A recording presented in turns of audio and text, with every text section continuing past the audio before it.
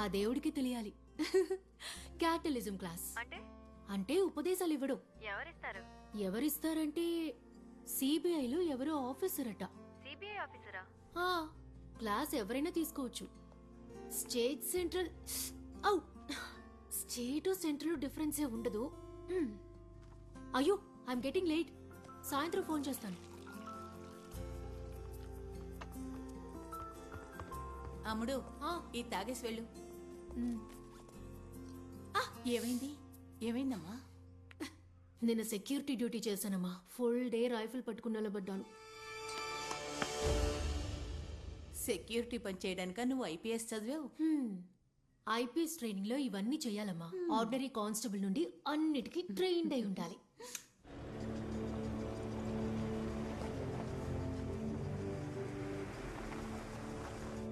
Okay మా bye.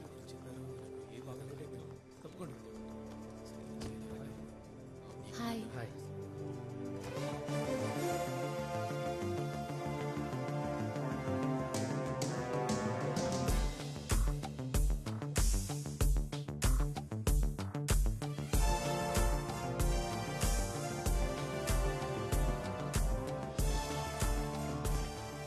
I'm Balu and he's Vinay, my colleague.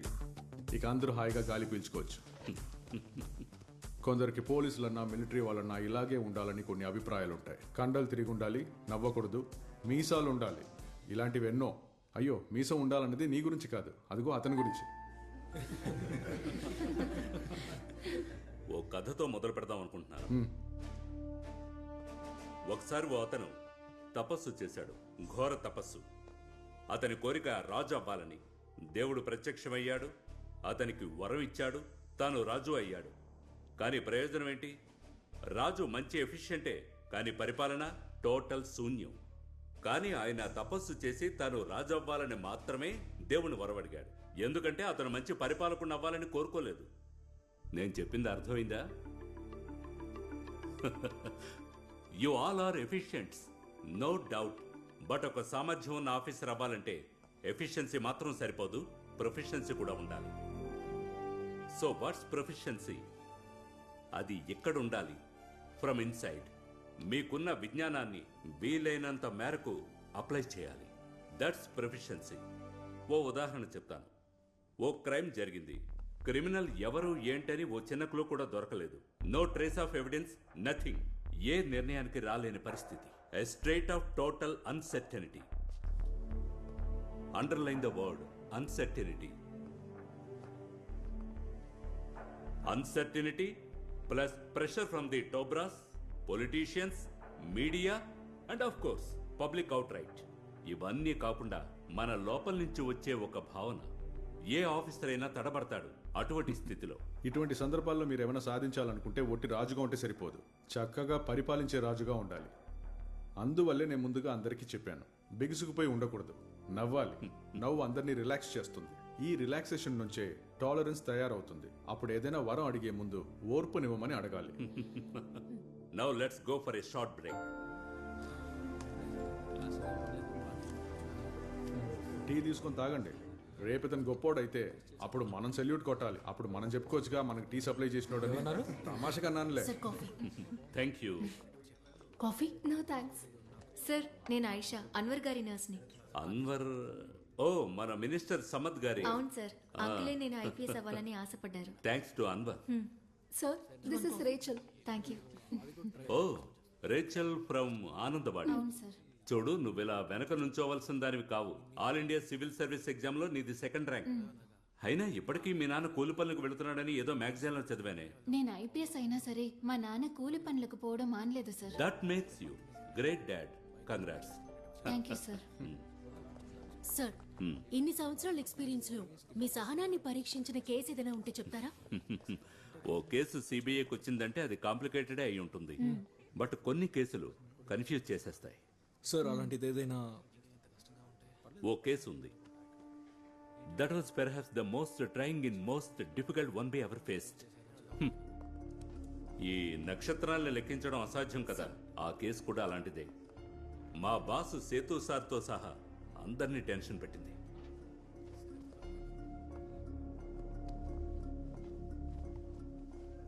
విన్నారా సేతు రామయ్య గురించి?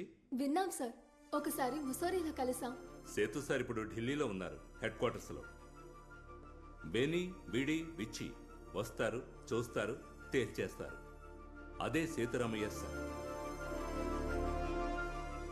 ఆ కేసు సేతు సార్ని కాస్త కుస్తో కన్ఫ్యూజ్ చేయలేదు.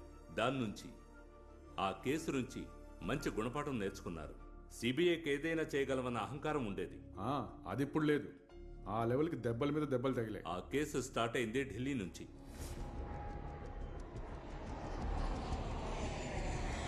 ఫ్లైట్లో ఆ రోజు మిగతా ప్యాసింజర్స్తో పాటు స్టేట్ మినిస్టర్ అబ్దుల్ సమద్, ఆయన ప్రైవేట్ సెక్రటరీ అన్వరు ఉన్నారు.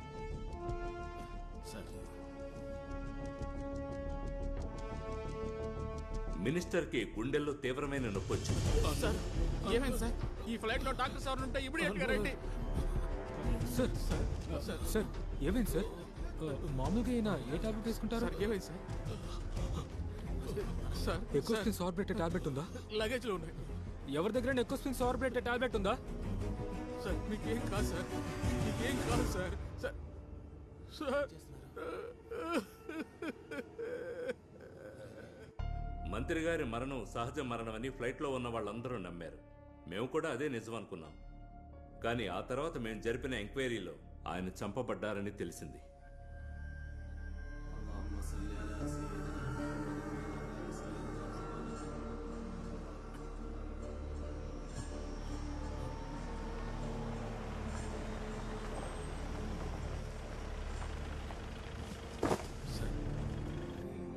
రండి సార్.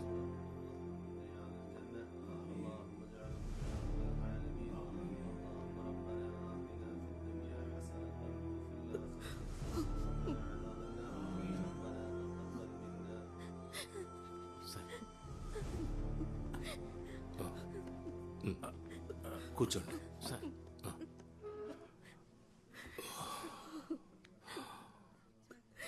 నాకు ఇప్పటికీ నమ్మశక్యంగా లేదు. నిన్నటి వరకు అందరికీ తోడుగా ఉన్నారు, ఇవాళ లేరు. రాజకీయాల్లో ఆయన పాత్ర ఎంతో ముఖ్యమైంది. ఆ గ్యాప్ని ఎలా ఫీల్ చేయాలో నాకు తెలియడం లేదు. ఒంటరి వాళ్ళం అయ్యామని బాధపడకండి, మేమందరం ఉన్నాం. ధైర్యంగా ఉండండి.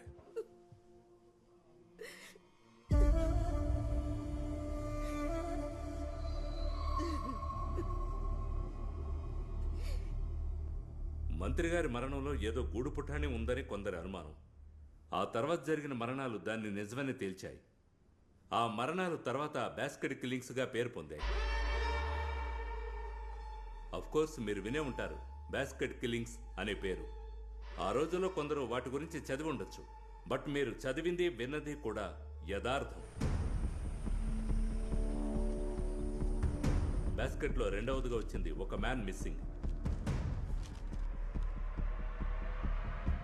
ఎప్పటి నుంచి ఆయన కనిపించకుండా పోయింది?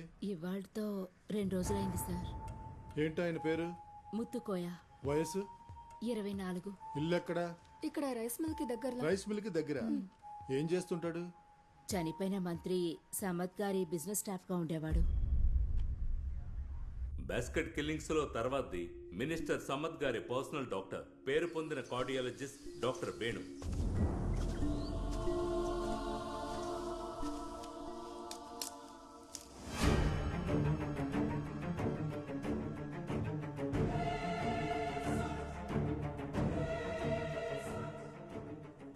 కాల్తో తన్నుండొచ్చు సార్, తోసేసి ఉండొచ్చు, లేదా జారిపడి ఉండొచ్చు. డమ్మీ టెస్ట్ చేయాల్సి ఉంటుంది. ఎవరితను? సార్, డాక్టర్ వేణు గారి డ్రైవర్. ఇతను గుర్తుపట్టావా? వేణుగారు. సార్కి ట్రెక్కింగ్కి వెళ్ళే అలవాటు ఉందా? సార్ రెగ్యులర్గా వెళ్ళరు. మా సార్కి ఏమైంది సార్? పోస్ట్ మార్టం అవని.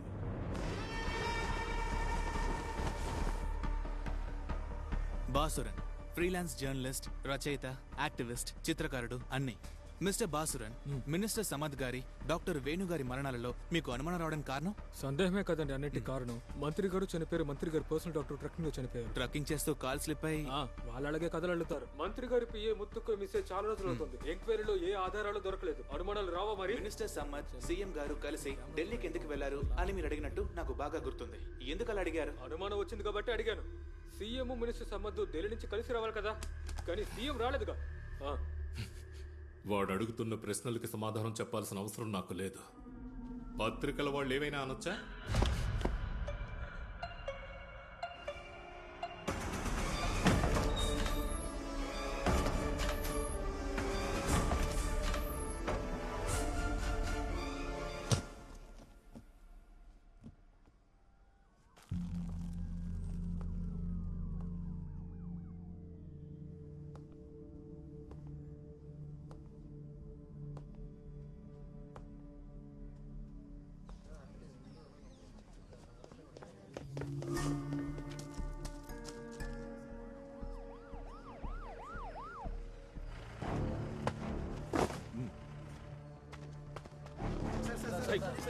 No questions.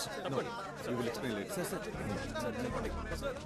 ఆగండి ఇక్కడే ఆగండి.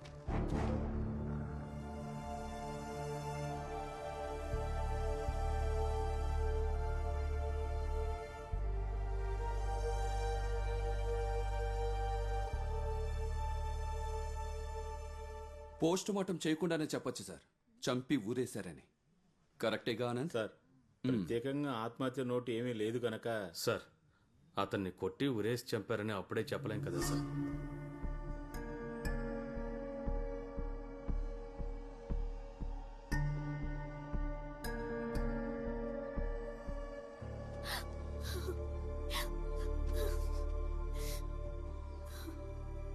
డెడ్ బాడీని తీసుకెళ్లిన తర్వాత ఛానల్కి రండి. మీరే స్ట్రాంగ్గా చెప్పాలి చంపేసి ఊరి వేశారని. ఇతను యాక్టివిస్ట్ కదా? అవును సార్. మినిస్టర్ సమ్మత్ చనిపోయినప్పుడు కూడా వీడు అరిచి గోలగోల చేశాడు. డాక్టర్ వేణు చనిపోయినప్పుడు కూడా. అది మీడియా కట్టు కదా ఉంటుంది. లేదు, ఇతను నాకు బాగా తెలుసు. కొంచెం జెన్యూనే, అందుకే శత్రువులు ఎక్కువ ఉన్నారు. అయితే చంపినోడిని కనిపెట్టి వాడికి మీరే శిక్ష విధించండి. పదండి.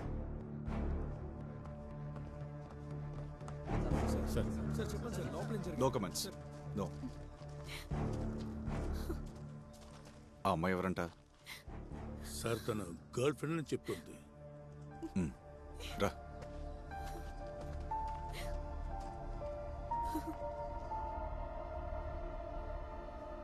బాస్కెట్లో తర్వాతి మరణం ఒక పోలీస్ ఆఫీసర్ది. సిబిఐ ఈ కేసులో ఎంటర్ అవ్వడానికి కారణము ఆ మర్డర్ కేసే.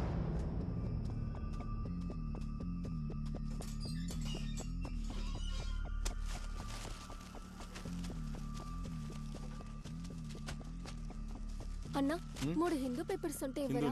లేదమ్మా.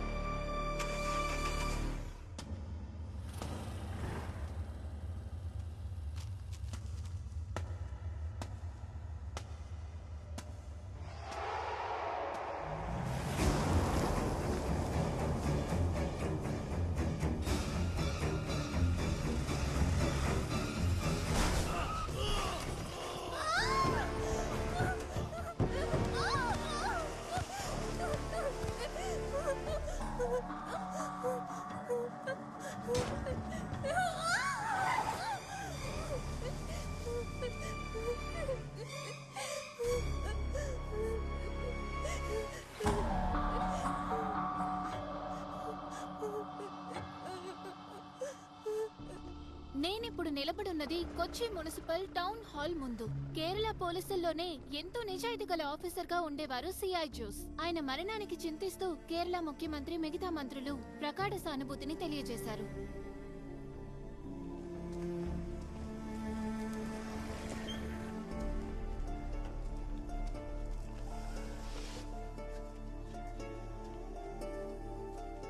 అక్క నువ్వు చూసింది పోలీసులు చెప్తే డబ్బులు ఇస్తారక్క? ఎందుకు? చిపోరా. ఇస్తారక్క.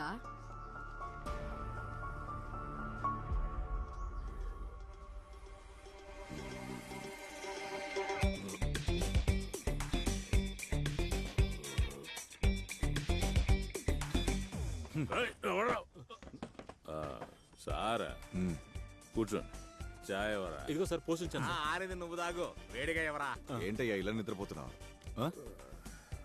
2 రోజులైంది నేను ప్రశాంతంగా నిద్రపోయి. బుధవారం కోഴിకోటాయి, అక్కడ నుండి కాసరకోటాయి.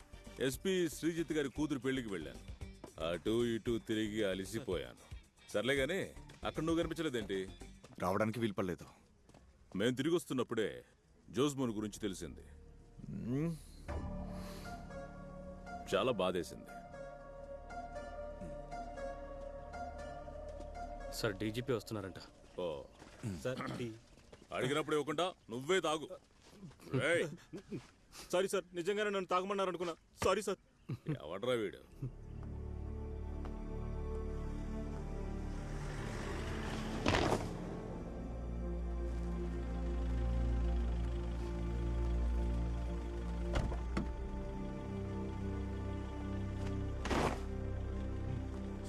రండి సార్.